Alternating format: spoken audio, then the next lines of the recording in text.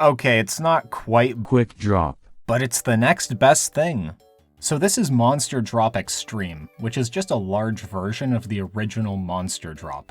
I'm going to be focusing on the X-Treme version simply because I couldn't find a well-maintained copy of the smaller Monster Drop. It wouldn't be fair to base my opinion of this game solely off a scuffed copy. But going forward, I'm just going to call this one Monster Drop. Most people I run into just call both of these games Monster Drop anyways. It's made by Benchmark Games, and the earliest footage I can find ranges anywhere within 2012. For the non-X-Treme version, I did find some footage older than 2012. Maybe these games are older. The Monster Drop X-Treme manual I read does reference a US patent for another ball dropping game called Slam a Winner. This one was dated in 2009. I've seen Slam a Winner when I was younger, but I haven't been able to find it since. Anyways, let's take a look at Monster Drop. There's another rotating carousel, and you need to time a ball drop with one of the desired targets on the playfield. There's several different holes you can get. Most of the board is just arbitrary amounts of tickets. These usually are small amounts relative to the arcade's economy, so we will be ignoring them. Let's focus in on a handful of the holes that have descriptive words on them. So mystery value is complete dog water. It's probably the worst hole on the entire board. I find it just spits out a laughably small value, so it's never worth aiming for. So you can take a guess as to what happens if you get it into the jackpot hole. The jackpot hole is most likely going to have this reddish, pinkish looking rim to prevent any balls from accidentally rolling into it. Looking at these two, what do you think they do? They add or drop bonus balls. For add bonus ball, the manual implies that a ticket amount is given when you add bonus balls, which is tied to the mercy tickets setting. So enjoy the 0 to 5 tickets that come along with this big win. For drop bonus balls, it will start dropping consecutive balls until the total bonus balls run out. Now this one is interesting because I feel like most of this board is garbage, but when you barrage it with several balls, it can add up for a decent amount. And hey, your bonus balls can accidentally hit a jackpot. During a bonus session, any additional bonus balls that get added to the total are counted after it ends to prevent an infinite loop. You may have noticed this intentionally elevated platform in the middle. It has the extreme mystery value and the monster jackpot, which is this large LED you'd see on the top of the game. Just pretend they aren't there. These don't exist. I don't believe there is a skill-based setup to consistently get these. Your best chance at these is either divine intervention or from the drop bonus balls. But I'm not going to encourage anyone to play for these or give any information on how they work. It only exists so that it can bait players into playing for the monster jackpot. But anyways, the real jackpot that is possible to replicate, this one can be set between this range. The jackpot value will increment every time someone plays. This can be set to add 1 to 50 tickets per play, but the manual's default settings would look like this. I've only ever seen this game issue 1 play per credit buy-in, but I've heard from friends that some copies they've played on did give multiple drops per credit. I didn't see the manual outright say anything about plays per credit or coin or whatever.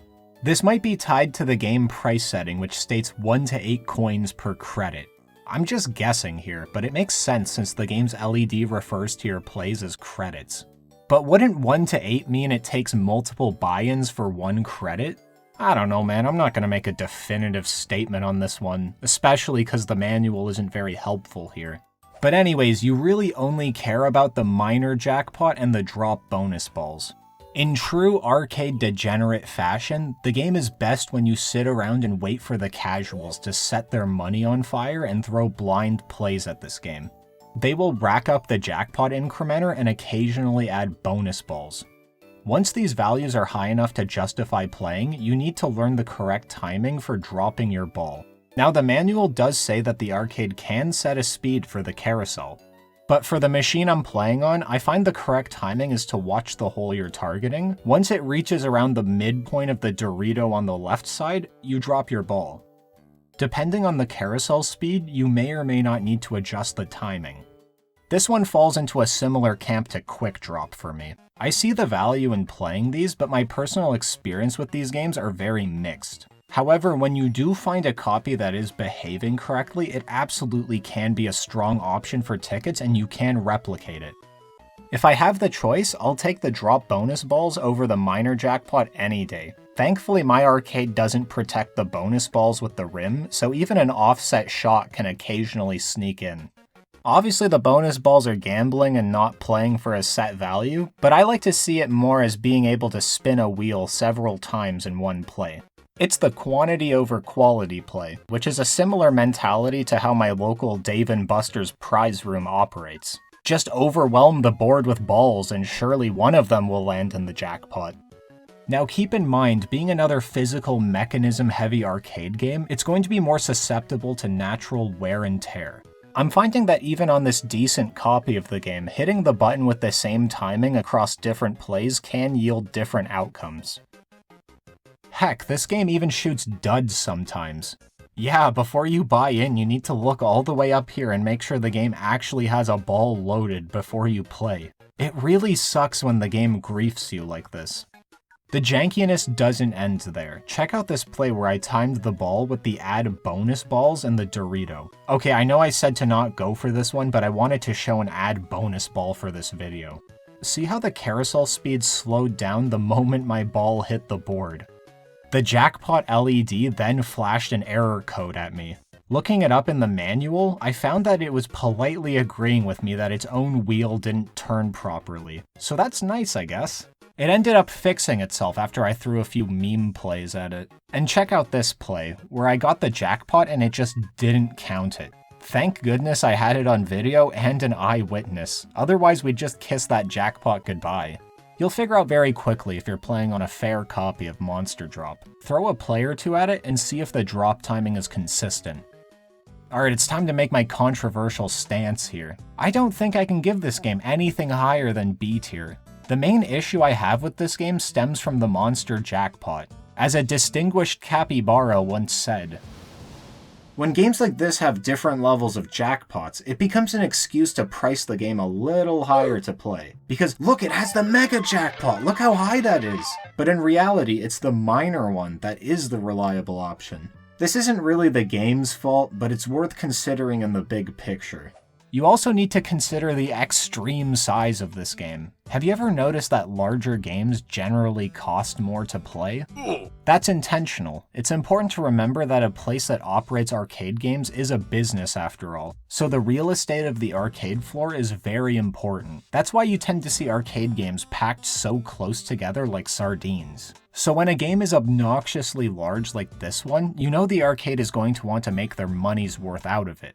If it's a large multiplayer game, they typically won't increase the price too much since the arcade is assuming the cost will be shared by multiple players. But again, your mileage may vary with how your arcade decides to price their games. But back to the tier list, B tier doesn't mean bad. I personally feel like the B tier and higher are all viable options, but it gets very questionable when you go below this. I think if you're playing on a well-maintained copy of this game and it has a reasonable jackpot amount, it can be viable. Depending on how many casuals burn their money on this game, you can get stronger returns. But I just can't put it any higher. I feel like this game is just doomed from the start with the obnoxiously large size and just the fact that the monster jackpot exists. They can advertise this bogus jackpot and large use of real estate to justify an exorbitantly high cost to play. It's not a bad game, I just find that a lot of external factors degrade the viability for me.